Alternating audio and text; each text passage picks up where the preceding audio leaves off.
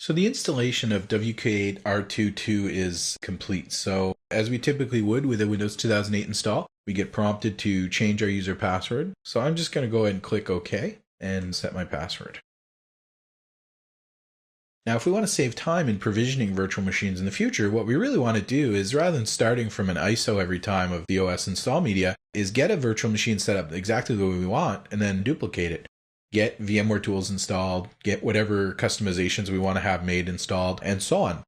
So as you can see, I've got quite a bit of video lag on my system. This is exacerbated by the fact that I don't have VMware tools installed, but I also am running a virtual machine inside a virtual machine inside of a virtual machine. So it's going to be imperative that we get VMware tools installed as quickly as possible so that we get virtualization optimized drivers.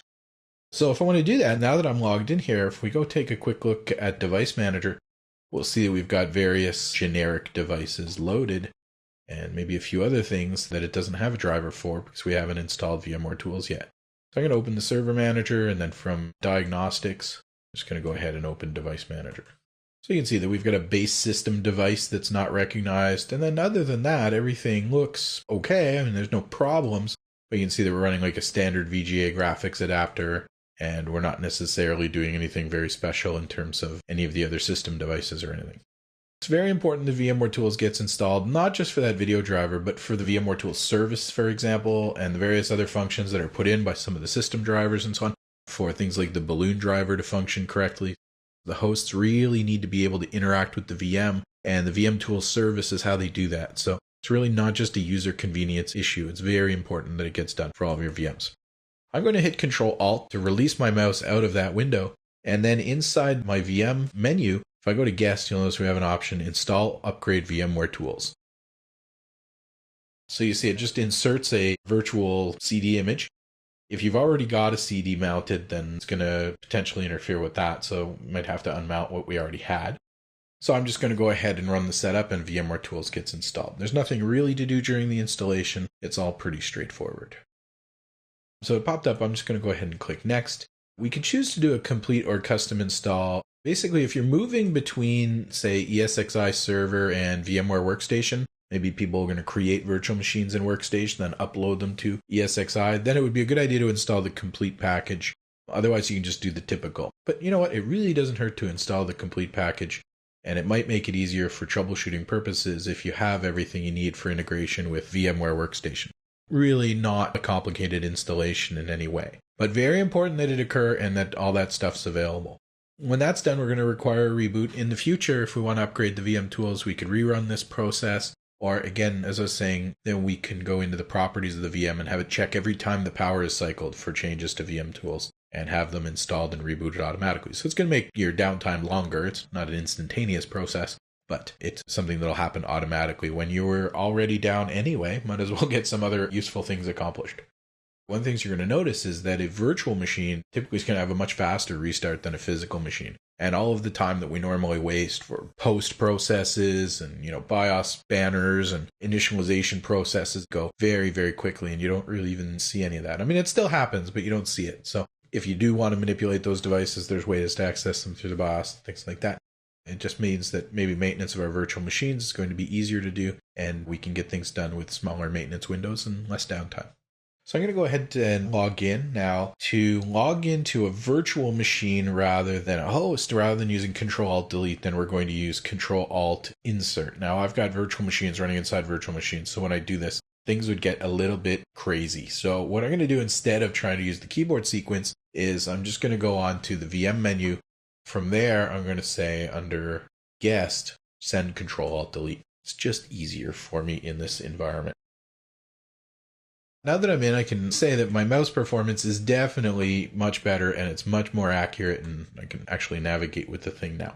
So let me move my window a bit. A little bit constrained by the HD 720p format. Device Manager is coming back up, so if we take a look in there, we can see that not too much has changed. We still have the same kind of network adapter. We still have the same kind of CPUs.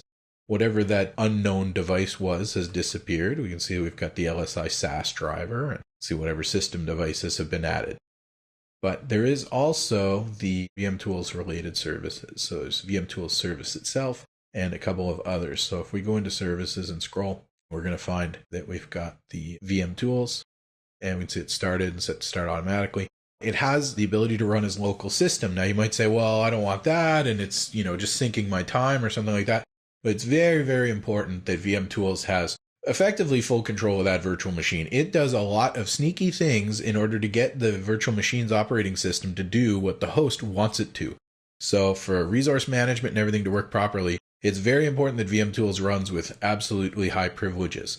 So even though you might have a policy that says services are supposed to run as local service or network service, which are very low privilege accounts, VMtools has to have high privileges. So we'll leave that as is. This really applies to all services in Windows, not just to VMtools, but if we say for whatever reason that VMtools service stops, that we want it to be recovered by restarting the service or maybe even restarting the virtual machine. When you get into VMware HA, if you have an HA cluster, HA can also monitor and heartbeat with the VMtools service, and if it doesn't detect VMtools service running, can actually coordinate the restart of that virtual machine.